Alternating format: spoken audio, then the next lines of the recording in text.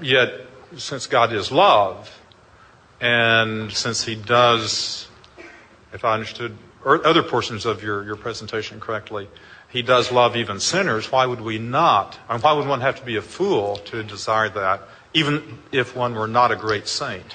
Because love is not spelled L-U-V. It's spelled capital L-O-V-E. And love is like a volcano. The love of God makes God more formidable, not less. Because love, absolute love, perfect love, infinite love, is utterly intolerant of any imperfection in the beloved. If one of you ladies came up to me and said, Professor, can I have a minute of your time? I want your advice here. I'm losing a lot of money and I don't know how to pay my taxes, so I think I'm going to become a prostitute. You think it's a good idea? I would say, no, I think it's a stupid idea. Go away. I'm not interested. But if my wife said that, I wouldn't just say, go away, it's a stupid idea. I'd shout and scream. The more you love somebody, the more you expect of them. We expect the most of the people we love the most. So if God loves us infinitely, his expectations, his demands on us are so vastly excessive of what we are that when we meet him, we fall down at our feet as one dead. Very pious people say, and maybe they don't really mean often, God told me this, God told me that. And I'm tempted to ask them, when did God tell you? Oh, last night. You met him, yes. What happened when you met him? Oh, he comforted me. No, that wasn't God. If you meet the real God, you don't feel nice. You don't jab him in the ribs and say, hey, let's go to a bar. Sorry, that's the God of the Bible. It's not convenient, it's not comfortable, and it's not going to win thousands of people into rich programs where you can go on television and make millions of dollars by saying, my God will pat you on the head if you only give me money. But that's what we're stuck with. As we're stuck with the people that love us the most. Imagine your father. Jesus' primary image for God is Father. When you got an F on your report card when you were in elementary school, the other kids laughed at it, and maybe your teacher frowned, but you didn't want to meet your father then. Why? Because he had much higher expectations of you. Well, God is Father with a capital F. But a forgiving Father with a capital F for forgiveness, right?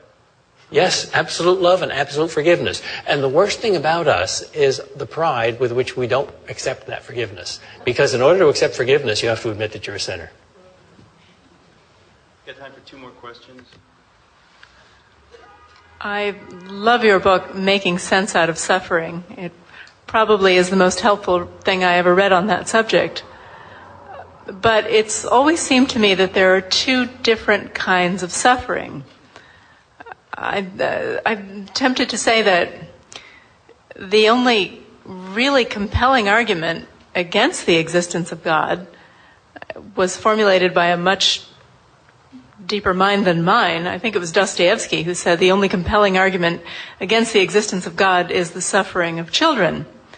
Now, if God sees every sparrow's fall, then why doesn't he see it when a little kid crawls into a refrigerator, an abandoned refrigerator, and shuts the door? Again, the 2 different kinds of suffering. I've never been a mother, but I think if I had a child who got very sick and died in my arms, I think maybe with the help of faith and prayer, I might be able to go on with life. But if I had a child who was kidnapped by a pervert and tortured and buried in a ditch someplace, I don't see myself emerging from that with any kind of faith at all. And that's what I mean by the 2 different kinds of suffering. It seems like there's a kind of suffering that's sad as it is, we can see being redemptive in some way, but there's another kind of suffering that just doesn't make any sense at all. And that's when I'm tempted to believe, well, maybe there isn't any God and it's all just nonsense. Let's think of that horrible situation. You're a mother, you have a beloved child, the child gets tortured, kidnapped, raped. three people here. You, the child's torturer. Where's God? Well, if God is out there watching merely and doing nothing, then it takes an enormous amount of faith to say, well, God knows what he's doing. I don't know why he doesn't intervene. I wish he would, but he doesn't, so that's all there is to it. That kind of God, the merely watching God, is almost like the God of the torturer. Because the torturer is not treating your child as a human being and not treating you as a human being, but treating the child as an object. And if God is only watching, he's treating us as objects. That's not the kind of God the Bible talks about. The God of the Bible is invisible because he's too close. First of all, he's in you. He's in your mother's heart. And for a Christian, the final and definitive revelation of who God is like is Jesus Christ. And when Jesus' close friend Lazarus died, what did he do? He wept. Right. So every single human tear is a divine tear. Remember that scene in Mel Gibson's The Passion where the tear falls from heaven? Finally, God is in your child. God is in that innocent victim. Because when he became a human being, he became an innocent victim. Remember that incredibly moving scene in The Passion where Mary, seeing Jesus on the way to the cross, remembers how when he was a little kid, he fell down and she could go up and pick him up. He can't do that now. He falls down onto the cross. She can't pick him up. And she says to him, why do you have to do all this? And he turns to her and says, see, Mother, I make all things new. That's a funny kind of answer to the problem of evil, but it's the only one that satisfies the heart. And maybe the only answer there is. Yeah. Thank you. Last question. Your representation of Bertrand Russell was the best I've ever heard. Quite. I knew Malachi Martin very well, the Jesuit priest, one of your greatest authors.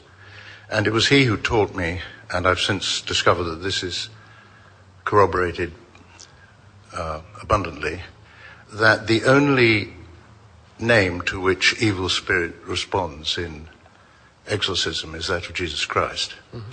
Is not that a perfect confirmation of the existence of God? Yes, it is. It is not a proof, it is a confirmation. I have never seen an exorcist, but I've talked to people an exorcism performed, but I've talked to people who have. And the movie, the 40-year-old movie, The Exorcist, which caused an incredible commotion, some of it very deep and religious, as was caused by no other movie. I think The Exorcist and The Passion are probably the two movies that have discombobulated human hearts the most. That was based on a real case. Yes. And that's why it was so moving. And the sequels weren't. Yeah, it happens. Well, it's certainly what catapulted me towards Christ. Yeah. And to come back to my very first point, William James's point about the difference that a belief makes. If we are in a world where there is just secularity and neutrality as one option, and God and the infinite good as another option, then God might be the icing on the cake. But if we are in a world where there is perpetual warfare between good and evil, starting with our own heart, then you need God as much as you need a life raft. I know you said last question, Eric, but may I just humbly suggest to Dr. Kreeft that perhaps the answer to the child being kidnapped and raped is the great fact of free will. Free will was given to us by God, and that rapist misused his free will upon the child. That explains the origin of it. That explains the cause of it. God respects our free will so much. But deep down, the mother doesn't want God to respect free will that much. Well, but the mother doesn't control the universe. When God performs a spectacular miracle, which he doesn't do very often, I like to say, I love it when he does stuff like that. Why doesn't he do it more often? Well, Right. his love respects our freedom so amazingly that we don't like it. So that's half the answer. The other half is not just what he didn't do, namely turn us into robots, and perform frontal lobotomies before people got bad thoughts. But what he did do, see the movie or read the book.